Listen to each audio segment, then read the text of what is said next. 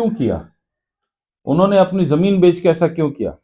क्योंकि उस समय कलीसिया में एक दूसरे की आवश्यकता को पूरा करने के लिए लोग अपने घर से, अपनी कमाई में से, और यहां तक कि अपनी कोई जमीन हो या कोई और चीज हो, वो बेच कर लाकर है ना चर्च में दिया करते थे, ताकि वहां से वो जरूरत सब लोगों में जिनकी जरूरत है वो जरूरत पूरी हो सके।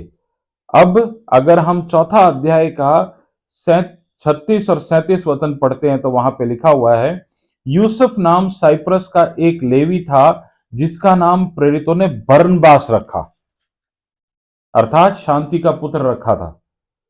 उसकी कुछ भूमि थी, उसने उसे बेचा और दाम के रुपए लाकर प्रेरितों के पांव के आगे रख दिए। अब हमें समझना यह चाहिए, क्या प्रेरितों ने बोला अपनी जमीन बेचो? नहीं, लोगों ने तय किया, लोग आपस में ऐसा करने लगे, है ना। वहां पे बरनबास ने ऐसा किया, बरनबास की देखा देखी हनन्याह और सफीरा ने भी ऐसा किया।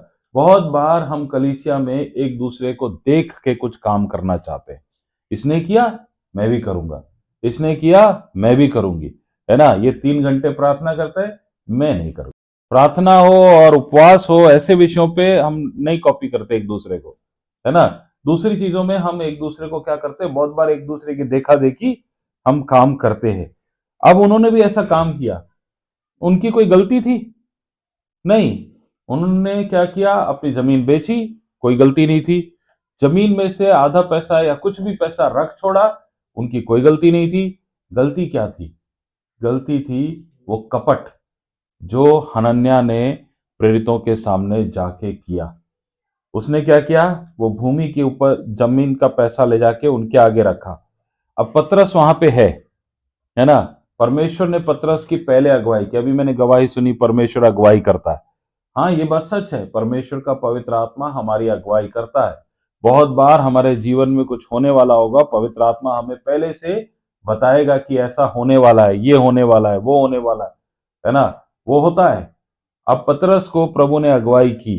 पतरस ने हनन्याह से साफ पूछा कि, है ना, शैतान ने तेरे मन में यह बात क्यों डाली है कि तू पवित्र आत्मा से झूठ बोले। अब पतरस ने उससे पूछा नहीं कि तूने जमीन कितने में बेची, है ना। पतरस को मालूम था ये झूठ बोल रहा है। तो हमें ये ध्यान रखना चाहिए, हमारा कपट है ना, वो छुपा नहीं रहने वाला। हमारा कपट परमेश्वर के सामने प्रकट है।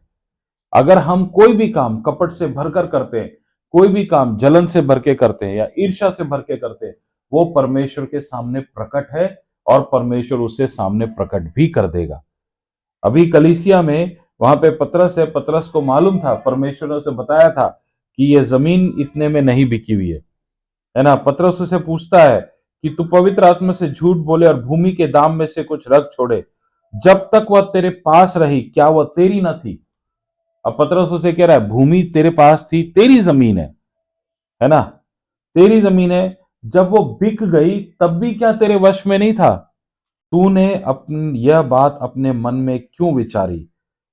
तू मनुष्य से नहीं परंतु परमेश्वर से झूठ बोला है। आज हम इन दो विषयों के ऊपर देखने जा रहे हैं, मनुष्यों से नहीं, परमेश्वर से झूठ बोलना, है ना, और मन में कपट रखना। दोनों ही चीजें परमेश्वर के सामने घोर अपराध है। हाँ, आज हम यीशु मसीह के अनुग्रह में जी रहे हैं, तो बहुत बार हमारा दंड का ना तुरंत उत्तर नहीं आता। बहुत बार हमारे जीवन में हमारे पाप का तुरंत जवाब नहीं आता। लेकिन ऐसा नहीं है कि परमेश्वर उसे जाने देगा। हमें समझने की आवश्यकता है, अगर हम पाप करेंगे ना तो उसका परिणाम तो हमें यहीं भुगतना पड़ेगा। हाँ, उसका दंड बाद में हमें मिल सकता है।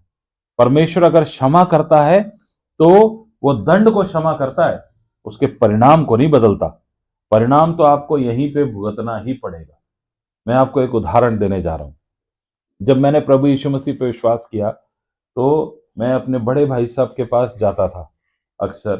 तो एक दिन मैं चर्च से वापस आ रहा था, आराधना से वापस आया, तो उनके घर के नीचे एक व्यक्ति प्रेस करने वाला था। वो वहां पे प्रेस करता था और उस व्यक्ति ने मुझसे कहा, 10 रुपए मुझे दे दो, बड़ी जरूरत है ना। तुरंत मेरे को पवित्र आत्मा ने बताया ये व्यक्ति दारू पिएगा, है ना। और मैंने उससे कहा तुम 10 रुपए का क्या करोगे? उसने कहा पेप्सी पीऊंगा। अभी परमेश्वर ने मुझे बताया कि ये व्यक्ति क्या करेगा? दारू पिएगा। और मैंने उस व्यक्ति से पूछा, उसने कहा मैं पेप्सी पीऊंगा। मैंने 10 रुपए निकाले, उसको 10 रुपए दिए और मैंने उससे कहा कि दारू नहीं पीना, है ना। अगर पेप्सी बोला है ना तो पेप्सी पीना, वरना ये 10 रुपए बहुत भारी पड़ेंगे उसको। और अगले दिन मैंने देखा वो प्रेस करने वाला नहीं आया। फिर मैं भी नहीं गया, लगभग 1-1.5 महीना मैं भी नहीं गया वहां पे। 1-1.5 महीने बाद मैं वहां पे गया तो मैंने देखा वो प्रेस किया हुआ, प्रेस करने वाला लड़का सर पकड़ के बैठा हुआ है वहां पे। मैंने पूछा क्या हुआ? कह रहा आपके 10 रुपए बहुत भारी पड़ गए। मैंने पूछा क्या हुआ? दारू पी थी? उसने कहा हाँ, थैली लाके पी थी। और उस दिन उसने वो दारू पी और उसके बाद से कह रहा मैं आज ही उठ के यहाँ पे बैठ पाया हूं। 1.5 महीना लगातार उल्टियां होती रही उसको, 1.5 महीने लगातार उसको, है ना, बीच में खून भी आने लगा। बड़ी मुश्किल से वो बचा। बार हम अपने जीवन में, है ना, परमेश्वर के विरुद्ध पाप करते हैं, परमेश्वर के विरुद्ध झूठ बोलते हैं। कैसे? बहुत बार हम अपने जीवन में ऐसे ऐसी चीजों में समझौते करते हैं जिसमें कोई जरूरत नहीं होती है ना, कोई जरूरत नहीं होती किसी में नहीं। हमारी कलीसिया में एक बहन है, वो बहन हमेशा बोलती थी कि मैं अपना दशमांश नहीं दे सकती, मेरा घर का खर्चा नहीं चलता, मेरा घर का खर्चा नहीं चलता। बहुत बार, कई सालों तक ऐसे चलता रहा, है ना। जब भी पूछो कोई ना कोई बहाना होता था। मैं तंग आ गया और मैंने एक दिन उसको चर्च के बाद पकड़ लिया और मैंने उसको साफ कहा, है ना, दशमांश देना या नहीं देना ये अलग बात है, परमेश्वर से झूठ तो मत बोलो। और परमेश्वर से झूठ बोलेगी ना तो तुझे ही दंड सहना पड़ेगा, किसी और को नहीं सहना पड़ेगा। और आज जो हमारे बीच में बात हो रही है, परमेश्वर ये जानता है कि मैंने तुझे आज चेतावनी दी है उस दिन, और तू कभी इनकार नहीं कर पाएगी, ठीक है। और उसके बाद में वो बहन नहीं सुधरी, है ना। उसके बाद भी नहीं सुधरा उसके जीवन में कुछ भी, मेरे बोलने के बाद भी। क्यों? मुझे नहीं पता। उसने अपने जीवन में बहुत कठिन समय देखा, बहुत कठिन समय। यहां तक कि मुझे एक बार ये भी पता चला कि उसके घर में राशन के लिए भी कुछ नहीं था, है ना। तो एक विश्वासी परिवार ने उसके घर में राशन दिया उसको, है। वो विश्वासी परिवार यहां से जा रहा था तो उन्होंने उसको कहा कि प्लीज आप हमारे घर आ जाओ। और घर आने के बाद में जाते वक्त उन्होंने मेरे सामने कहा उसको, मैं वहां प्रार्थना करने गया उनके लिए, मेरे सामने कहा घर में जितना भी राशन है ना बहन ले जाना, क्योंकि हम लोग अब 1 साल तक वापस नहीं आएंगे, हैं, प्लीज आप जरूर ले जाना। वो राशन उसके घर में कम से भी कम 3 महीने चलता रहा, सबसे ऊपर था। मैंने पूछा इसने कब से देना शुरू किया? बोला पिछले 2 साल से लगातार ये अपना दशमांश, है ना, सबसे पहले इसका दशमांश आता है। क्यों? मुझे नहीं मालूम क्या बदला उसके जीवन में, कब क्या हुआ, परमेश्वर ही जानता है। लेकिन यहां तक कि क्रिसमस की जो भी कलेक्शन था ना, वो भी उसने सबसे पहले दिया था। क्यों? परमेश्वर से झूठ नहीं बोलना चाहिए। परमेश्वर हमारा मन भी जानता है, मन के अंदर जो बातचीत चल रही है ना वो भी जानता है। वो उसके पीछे हमारी मंशा क्या है वो भी वो जानता है। प्रियो, वहां पे कुछ भी वो नहीं थी, उनकी उन कुछ नहीं करना था हनन्या को। हनन्या को सीधा सीधा जाके बोलना चाहिए था 1 लाख रुपए में जमीन बिकी, पर मैं सिर्फ 50,000 रुपए यहां पे देना चाहता हूं। क्या वो मरता? कभी नहीं मरता। क्या वो उसके ऊपर कोई दंड आता? कभी नहीं आता। क्या कुछ और विपत्ति आती? नहीं आती। कुछ नहीं होता अगर वो परमेश्वर के सामने सच्चाई से रहता तो, है ना। यीशु मसीह ने क्या कहा? मार्ग, सत्य और जीवन मैं ही हूं, बिना मेरे द्वारा कोई पिता के पास नहीं आ सकता, है ना। सिर्फ क्या करना था? सच्चाई रखनी थी, जीवन तो अपने आप ही आ जाता उसके पास में, उसका जीवन नहीं जाता। उसने क्या किया प्रियो? है। वो गिर पड़ा, झूठ बोला, गिर पड़ा, मर गया। वहां से लोग उठा के ले गए उसको। 3 घंटे बाद उसकी पत्नी आई, है ना। पत्नी आई तो पत्नी को नहीं पता चला क्या हुआ जी, उसका पति तो मर गया है ना। और पति को वो लोग गार्ड भी आए हैं, उसको पता ही नहीं है। फिर पत्नी से पतरस ने क्या पूछा, मुझे बता, क्या तुमने यह भूमि इतने में ही बेची थी? है ना। कभी कभी मुझे याद आता है कि हम इंसान लोग ना सच में बहुत ही, है ना, कठोर दिल के। हव्वा से और आदम से परमेश्वर ने अदन की वाटिका में क्या पूछा था? तू कहाँ है ना। डेली जो सामने दिखाई देता था उससे 3 बार पूछा, तू कहाँ है, तू कहाँ है, तू कहाँ है। वो परमेश्वर जिसकी आंखों से कुछ भी छुपा नहीं है, वो परमेश्वर उससे पूछ रहा था, तू कहाँ है। आदम ने उस समय भी ये कह, है ना, वो उसने अपनी गलती छुपाने की जगह हव्वा पे अपनी गलती डाल दी, है ना। प्रियो, दंड तो उसको ही सहना पड़ा। वहां पे पत्नी आई, पत्नी से पतरस ने पूछा, मुझे बता, क्या तूने भूमि इतने में ही बेची थी? और उसकी पत्नी ने क्या जवाब दिया? हां, इतने में ही। यह है कपट का हिस्सा। कैसे? पति पत्नी दोनों ने जमीन बेची, पत्नी को भी मालूम था, लेकिन पत्नी ने उसके कपट में उसका साथ दिया। केवल पाप का जानना या पापी होना ही का ये नहीं होता प्रियो कि हम पापी हो गए हैं, है ना। प्रियो, अगर हमें पाप मालूम है किसी का और उस पाप के विरुद्ध में हम चेतावनी नहीं देते, उसको रोकते नहीं है, तो हम भी उसके कपट में शामिल हैं। वो भी उसके कपट में क्या हो गई? शामिल हो गई। अभी आपने भजन संहिता 32 का दूसरा वचन पढ़ा था, है ना।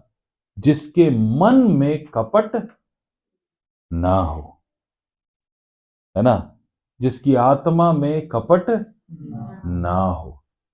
परमेश्वर किसके साथ है प्रियो? उनके साथ जिसकी आत्मा में कपट नहीं है। वहां पे क्या हुआ? वो आई और उसने आके सेम बात बोली। दोनों ने तय कर रखा था, हम पास्टर को नहीं बताएंगे, है ना, कि हमने क्या गड़बड़ कर रखी है। तो पति भी झूठ बोल रहा है, पत्नी भी झूठ बोल रही है। कभी कभी हम भी ऐसा ही करते हैं, है ना। पत्नियां खास तौर से अच्छी है, भली है, पति के झूठ में साथ दे देती है ना। कभी कभी पति भी बहुत अच्छे होते हैं, हैं? पत्नी की गलती वो है, लेकिन पति फुल फुल उसे कवर करके रखते हैं, नहीं नहीं जी ऐसा नहीं था, वैसा नहीं था। बिल्कुल उसे गलती का एहसास नहीं होते। क्यों? उनके मन में डर होता है, यार इसको इसकी गलती बताएंगे, मेरे घर में मेरा ही रहना मुश्किल हो जाएगा। क्यों? सारे पति देखो मजे थे, हंस रहे हैं आराम से, हैं? बोले ये सच है प्रियो। लेकिन चाहे ये कितना भी आप अपनी शांति के लिए या ये सोच के कि मुझे क्या लेना इसके जीवन से, या ये व्यक्ति अपना न्याय तो खुद चुकाएगा, हम कोई भी कारण अपने आप को बता दें, लेकिन वास्तविकता यह है, अगर हमें किसी का कपट मालूम है और उस कपट में हम चुप बैठे हुए हैं, तो इसका मतलब हम उस कपट में शामिल हैं। इसका मतलब दंड सिर्फ उस व्यक्ति के ऊपर नहीं आएगा, दंड तो हमारे ऊपर भी आएगा, क्योंकि हमने कपट को सहा है, हमने कपट को अपनाया है।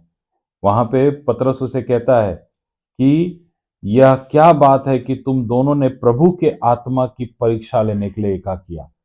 अगर हम कपट में साथ देते ना, तो हम परमेश्वर के आत्मा की परीक्षा ले रहे हैं। और याद रखिएगा, बाइबल में साफ रीति से प्रभु ने कहा है, तू अपने प्रभु परमेश्वर की परीक्षा ना लेना, है ना। परमेश्वर ने मना किया है कि तू अपने परमेश्वर की परीक्षा ना लेना। लेकिन जब हम कपट करते हैं, परमेश्वर से झूठ बोलते हैं, तो हम उसकी परीक्षा ले रहे हैं। अब परमेश्वर की परीक्षा लेकर, वो गीत तो बड़ा अच्छा है ना, तेरी आत्मा से भागकर मैं कहां जाऊं। परमेश्वर से परीक्षा लेकर, परमेश्वर की परीक्षा लेकर कहां भाग कर जाएंगे? हैं? कहां भाग कर जाएंगे? या आप सोचते हैं कि सुबह पाप किया, शाम को माफी मांग लेंगे तो परमेश्वर छोड़ देगा? है प्रियो, हाँ, परमेश्वर छोड़ भी देगा क्योंकि वो दयालु है। लेकिन मैं एक बात बताता हूं आपको, जब हम एक बार ऐसा काम करेंगे ना तो हमें आदत पड़ जाएगी, अगली बार भी आदत पड़ जाएगी। और जब आदत पड़ जाएगी ना तो परमेश्वर अपना मुंह फेर लेगा हमसे, है ना। उसके बाद हम परमेश्वर के पास नहीं है। हम जितना मर्जी कोशिश कर लें ये सोचने के लिए कि हम परमेश्वर के पास है, उसके बाद हम परमेश्वर के पास नहीं है। प्रियो, तो क्या करने की आवश्यकता है? वहां 11 वचन में लिखा हुआ है, सारी कलीसिया पर इन बातों के सब सुनने वालों पर बड़ा भय छा गया। बड़ा भय छा गया। जिसने सुना, जिसने देखा, उन सब लोगों के ऊपर बड़ा भय छा गया। उसके बाद क्या हुआ? उसके बाद में वे लोग परमेश्वर के साथ साथ और मजबूती से चलने लगे। उसके बाद में प्रेरित लोग गिरफ्तार हो गए, लेकिन वहां पे प्रेरित तो गिरफ्तार हुए, लेकिन कलीसिया, है ना, प्रार्थना में बनी रही। इसका मतलब क्या हुआ? उन लोगों ने परमेश्वर के वचन को सुना, देखा और उसको माना, उसको पूरे हृदय से माना। तो आज हमें क्या करने की आवश्यकता है?